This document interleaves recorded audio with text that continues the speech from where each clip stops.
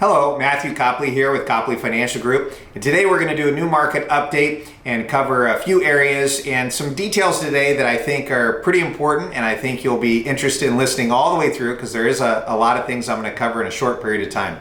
First, the Charles Schwab TD Ameritrade merger. That obviously has had more challenges than I think anyone expected. We're working through all of the problems. There's been some transfer problems, nothing major, but things that we've had to identify and correct. So we're working through that. If you have any issues, any problems, please reach out to us. We want to make sure we address any problems with this merger. We're at the point now where we're finally getting caught up on a lot of the issues and getting them corrected. So let us know if there's anything that you're running into that you need help with. We're more than happy to help. But it looks like we're here in probably the seventh inning stretch, and pretty soon we'll be really good with working with Charles Schwab and understanding how it works and making sure everything's done correctly.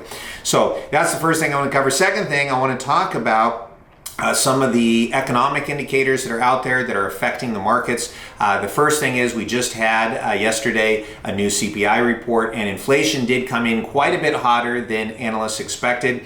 It came in at 0.6 month over month. That is a big number. If you take 0.6 and you multiply it by 12 months, that gives you an annualized rate of 7.2%. That's a heck of a lot higher inflation than they are expecting and projecting. And I think this is just the start of what will continue to be inflation coming in hotter than expected. Now, of course, the media and everyone's spinning this as, oh, it's not a problem. It's just oil prices coming back up that's affecting this number. So it's a one-off thing. You know, oil prices spiked up. They're going to come back down. No big deal. I disagree. I think inflation is going to continue to get worse. And so we're going to keep an eye on that. Obviously, we're positioned very well with our investments with inflation hedges, so we're taking advantage of that. Obviously, it's not a good thing for you at the gas pump and the grocery store if inflation continues to go up, but we are positioned on the investments very well for this. But this does have a huge impact on the housing market. And unfortunately, I think home prices are going to do a lot worse than I had previously predicted. Unfortunately, interest rates on 30-year fixed rates, which is the primary loan that most people use, are consistently coming in higher. We've been sitting over 7% now for 2 months in a row. This is having a major effect on the housing market. It seems like the whole market is frozen. We're going back to levels not seen in more than 20 years as far as the number of transactions that are taking place. I'm talking 1996 levels.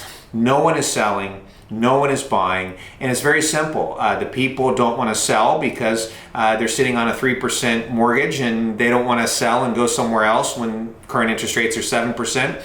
And then you've got people that can't afford to buy because they can't afford to take out a loan at 7% interest.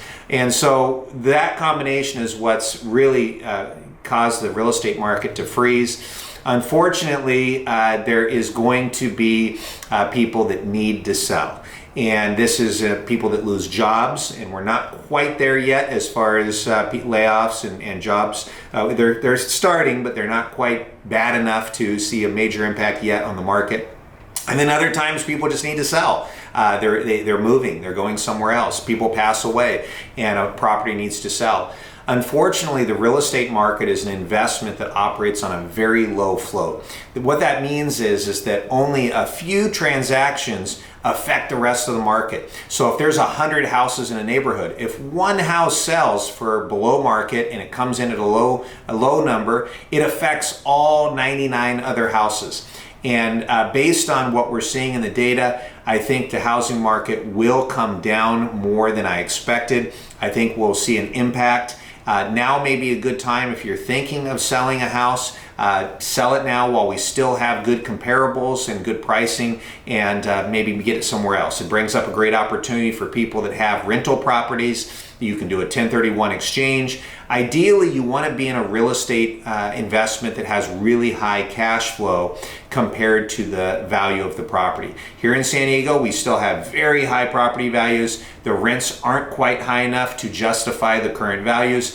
So it may be better to sell the property here and move it somewhere else, to another state, to another investment that has higher cash flow. Cash flow is king, and when you look at real estate investments, the more cash flow the investment throws off, the less of an impact the drop in prices is going to have. So oftentimes single family homes, condos, they'll drop in value a lot more, and maybe a property that's an apartment building or assisted living facility, those kind of properties may hold their value a little bit better because the cash flow continues to come in.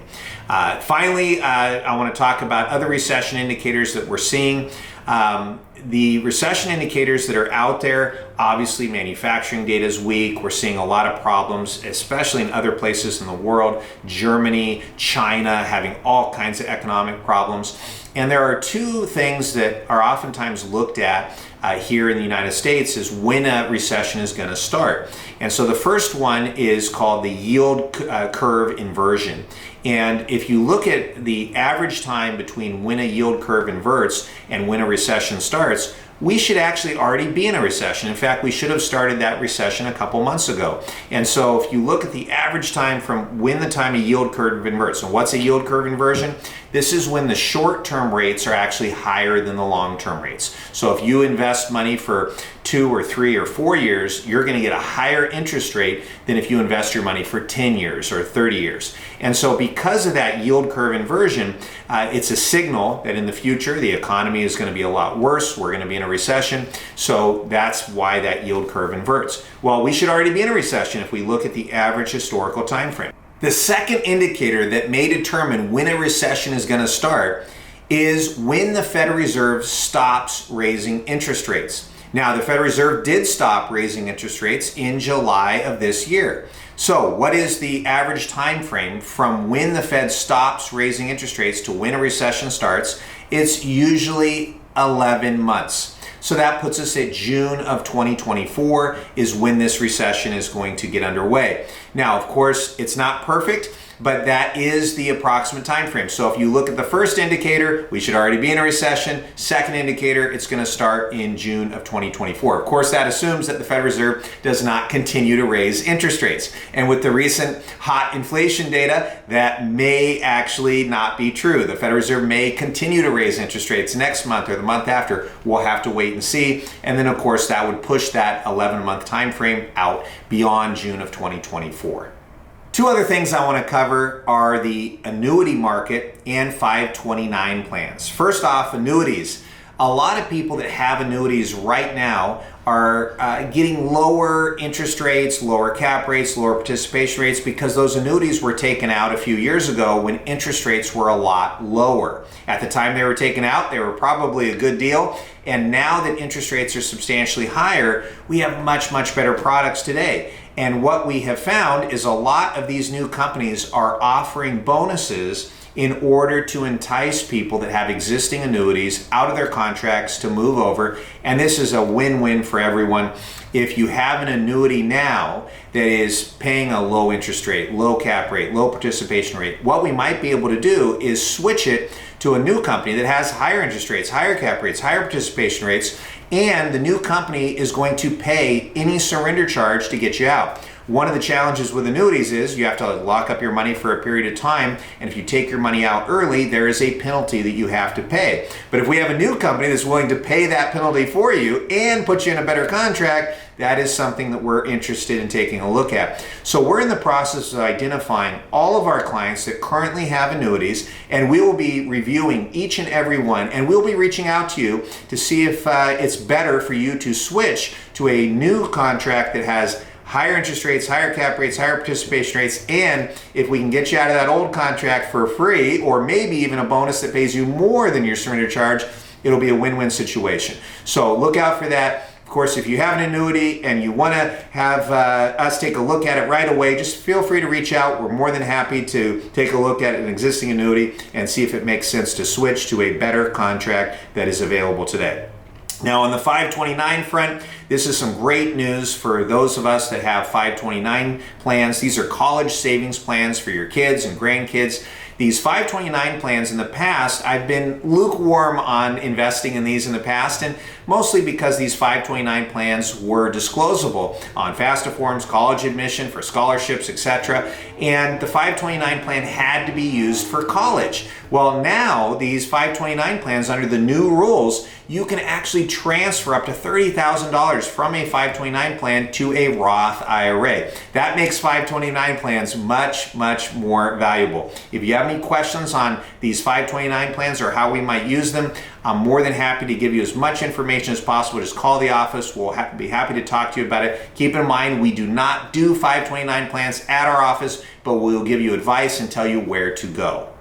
The next thing I want to cover is multi-year guarantee annuity rates, MYGAs, and the BIP, the buffered index portfolios. So for the MYGAs, what we're seeing is, even though interest rates have continued to stay high, the best annuities that we have out there are starting to reduce some of their guaranteed rates. So now may be a good time, if you're interested in getting a guaranteed interest rate on your money, take a look at locking in those rates now. We've just been notified that our current 3-year, which is paying 5.5%, is going to be reduced to 5.25% on October the 2nd.